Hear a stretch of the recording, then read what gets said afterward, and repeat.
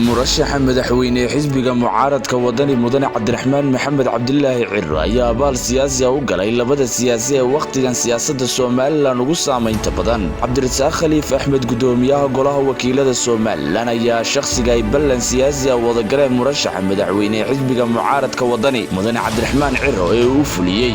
Cabdirasaaq Khaliif Axmed ayaa waqtigu iska casilay xilkii wasiirnimo ee uu ka hayay xukuumadii uu hogaaminayay madaxweyne Silaayo waxa uu heshiis siyaasi ah la galay xisbiga wadani waqtigaasi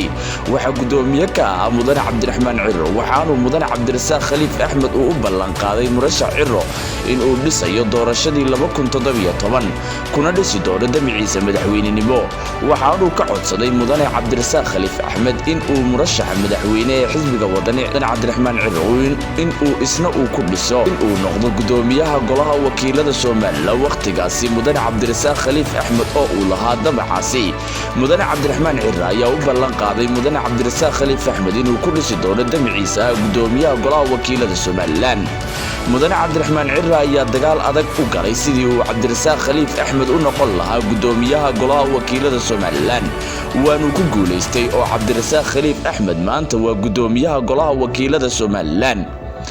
xirsi cali xaaji xasan gudoomiyaha xisbiga wadani ayaa isna waxa uu ballan siyaasi ah u dhaxmaray murashaxa madaxweyne xisbiga wadani Cabdiraxmaan Ciro waxaanu mudane Ciro u ballan qaaday xirsi in uu ku wareejin doono kursiga gudoomiyaha xisbiga wadani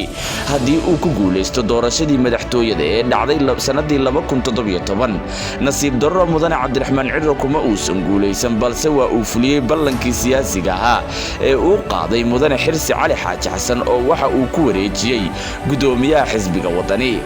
haddaba inta badan dadka siyaasadda falanqeeya ayaa sheegay in siyaasaddu ay tahay dan joogta